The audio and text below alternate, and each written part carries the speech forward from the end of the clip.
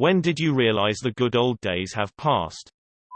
When I realized it's been over 2 years since my entire group of friends all sat down and had a night to hang out together. We've all drifted apart compared to how close we were, and, except for 2 friends, don't talk nearly as much. Good old days have been long gone. It happens. Doesn't mean you can't make good days with new people. Gray hair and started to forget things. When I felt the need to talk to someone, and realized I had no one to turn to.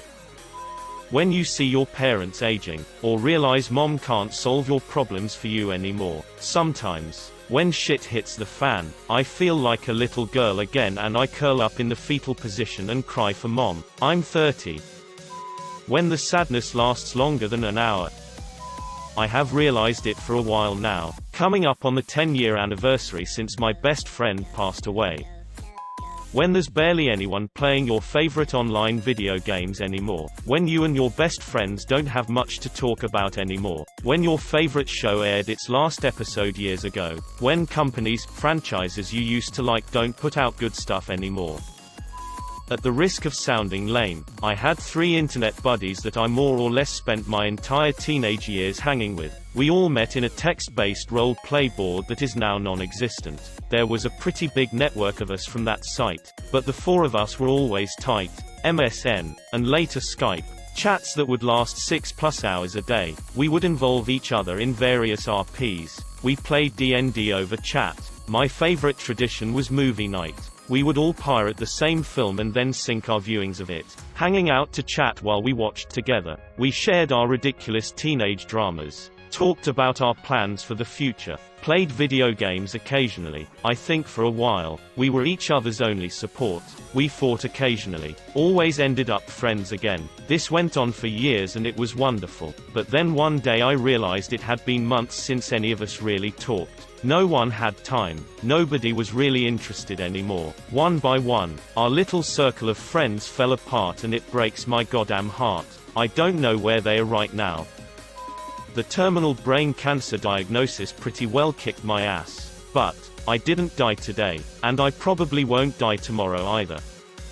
When I had a child, don't get me wrong, I would die for this boy. I have a new, awesome D&D group I play with after a 20-year hiatus from the game. Amazing wife. Great friends. But I have this countdown to the end of life feeling that pervades my thoughts since he came around. In the movie Interstellar, the protagonist says now, "We're just here to be memories for our kids." I feel that bone deep. The moist brevity of the past felt so much potential. Now I feel that my job is to be part of my son's potential. It's humbling. And scary. When I sat down at my family table around the holiday and noticed empty seats where loved ones used to sit, my dad's spot at the head of the table and my brother's spot beside him. My aunts and uncles always dropped in later on holidays, but now their spots are empty too. My best friend normally ate with us since his folks were split up. Now all their seats are empty. I have plenty of good days ahead of me, but it's hard to not be sad that they're all gone. When my mom died, everything I knew went downhill afterwards. I remembered when I was young and my friends and family weren't assholes.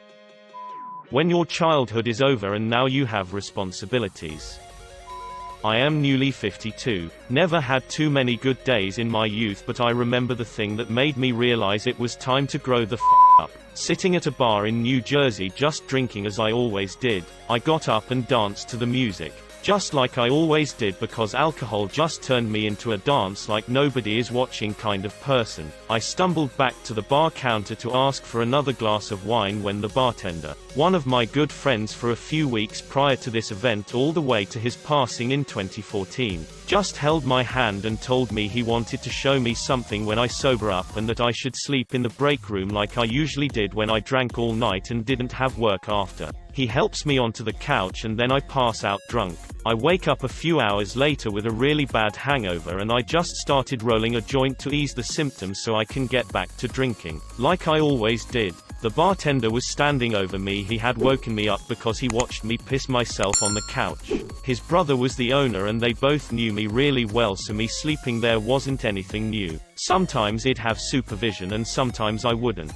He stayed at the bar for the lunch shift checking up on me and woke me up after lunch rush for the restaurant had calmed down. I didn't even realize I was covered in piss. I had puke in my hair, the weed all fell on the floor, and one of my heels was really sticky for some reason. I was obviously annoyed, upset, and embarrassed. The bar had an accident bin where it was just random old sweatpants, cheap flip-flops, and huge t-shirts in case anyone made a mess on themselves or didn't feel comfortable walking home drunk in a mini dress. Standing there, almost 30, wearing clothes donated to a bar because I pissed on my friend's couch, hungover as shit, was one of the most embarrassing moments of my life. I asked him to drive me home and he said he would after the surprise from earlier that I had forgotten about. They had a huge box full of beer bottles and wine bottles and other various liquor bottles. Seriously, it was almost overfilling. They said it was my total consumption over the past 2 months and I broke down in tears. I wasn't the cute fun-loving girl in her 20s who just liked to get tipsy with her friends once a week.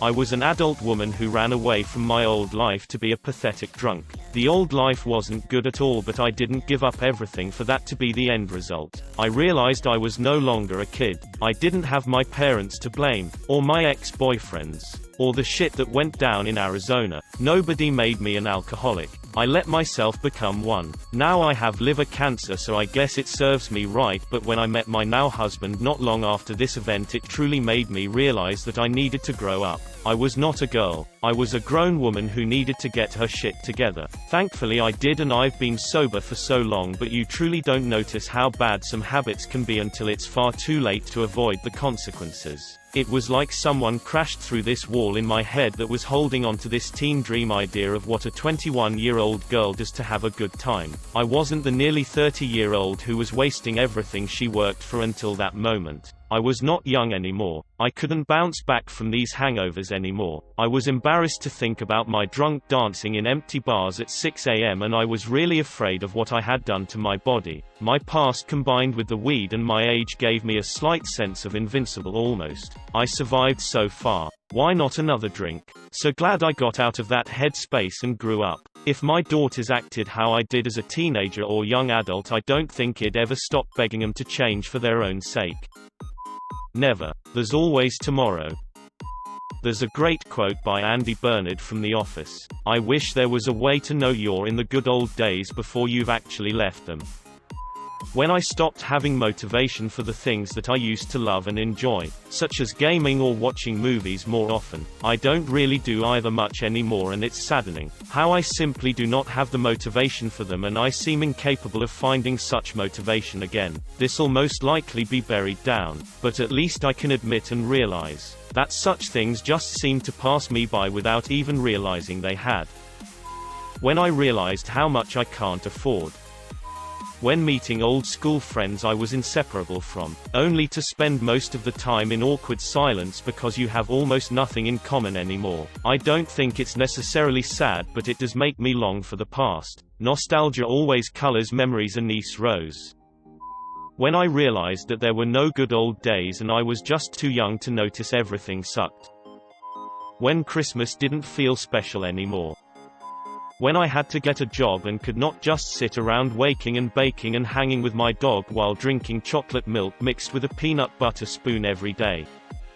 When all my friends had kids and now all we talk about is their kids and all we do is kid-friendly stuff, and even when I ask them to have a gals evening, sometimes they ask to bring a +1 aka the older kid for some fun mom-kid time, like can we please not? I am the only one in my longtime friend group from high school without children. I have basically removed myself from most get-togethers at this point. It is not that I hate kids at all, I really enjoy children. I've simply elected to not have them at this time, possibly never. The conversations always end up 100% revolving around kids. I don't mind it for the first hour or two catching up on how the kiddos are doing, but after that it is too much. Next subject. Please. Don't beg me to come out for a girls' night to get away from the kids, to only talk about your kids the entire time. One of these times I should just talk about my cats for 3 hours, or the recent poop my husband took so they get it.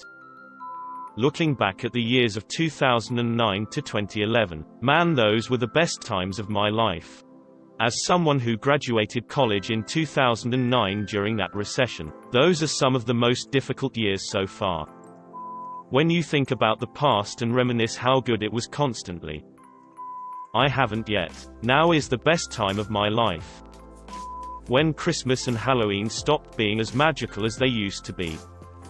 When I fell off that couch. Context. When I was younger I used to like tightrope walk along the edge of the couch. You know, the board that holds the front on. Well, around 28 years of age I was doing just this. Just casually walking, and the next thing I knew I was on the floor with my ribs in immense pain. My now wife, trying to hold back laughter, but still very concerned, asked if I was okay. I had blacked out for just long enough to fall, hit the floor, and try to grasp what just happened, maybe 3 seconds. I survived with a fair amount of pain for the next month. But to this day me and my wife still refer to the day I fell off the couch as the day I became an old man. When my grandma's house was sold, then she got dementia, and passed this June in 2019. I am still living a happy life. But I got to make sure my mind doesn't wander too far. I don't like thinking about it. Her death almost made me tear up. What's worst is that she once said that she wanted to reach 100. She could have become a great grandmother, but she passed 30 years before 100. She also could have reached her next birthday had she lived one more week. When I found out my dad hung himself. 41, and still having a mostly great time at life. When my mom doesn't sing me to sleep anymore. When I couldn't drive to my friend's house anytime I wanted, and can only talk to them over the internet now. Whenever I feel like I'm having one of those rare but timeless nights with my friends, I like to tell myself, you know what? This is the good old days. It's the best thing I've ever done for myself. For me, the good old days are at different times. I think I'm living in a form of the good old day right now. I won't realize it until this period of my life or my circumstances change. A favorite quote of mine, that's the thing about the present. Live stoically, people. Love stoically. I struggled in many ways in college, but I found a group of friends who I love more than anyone in the world. We would go out to the bars constantly together. We had one last bar night before they moved across the country, and I knew that was the end of an era. I was 11. My mom told the man she's been with for 11 years that she's been having an affair. I was playing in the closet during this time and came out after she left to see the man I called Dad weep. Later she told me he wasn't my biological father. They never existed in the first place. I'm currently in the good old days. I'm trying to cherish and hold on to each day as it passes, because I know I will look back on this time in my life with great fondness. When I don't wake up happy anymore and I don't know what to do with myself besides sit there and be useless. I just miss growing up in a big-ish country town in the 90s. My days as a child consisted of playing PlayStation and Sega, watching MA and R-rated VHS movies that Mum hired out for us. This is always the biggest reason why I'm a huge horror buff, and just being a kid with scraped knees, who played video games but who also went with a group of neighborhood kids to explore the bush and climb stuff we weren't meant to, taking my Barbies outside with my sister and making fairy wings and costumes for them out of leaves, and both coming with weird stories straight out of our imaginations. Friday night rollerblading at the recreation center. Neighbors having Saturday night parties where everyone in the street were invited. Shit. I'd say early 2000 to 2010 were pretty great too. Then it didn't so much go downhill, but it certainly went nowhere. The good old days. When microtransactions took over video games. Today was one of those days. I went to the baptism of the son of one of my closest friends since high school. It was the moment when I saw him with the baby on his hands that made me look around. I could also see the 4-year-old kid daughter of another HS friend. It was at this moment that it hit me. The people I've been seeing since HS doing stupid stuff before. Talking shit non-stop on my room every day. Mom would even let them inside if I was not home. We stayed up until sunrise just playing games, drinking, or whatever, and to see those guys with a steady job, family, I don't know, life does hit you like a ton of bricks sometimes. Yup. After you get out of HS college, everyone close to you moves away or is too busy with their own lives. It's just part of growing up. Then you settle into a life of working and paying bills to survive, and you realize this is your new life. When I realized I hadn't went to class laughing my ass off in a while. When my older siblings moved out of home, about 6 or 7 years ago, just hasn't been the same since. I know they had to move on with their lives, but I miss having them around. It gets so lonely when it's just me and mom. Dad is either at work or can't be bothered to engage with family most of the time. I became disabled last night when I locked the door of my foreclosed-on house for the last time. Lived there my whole life.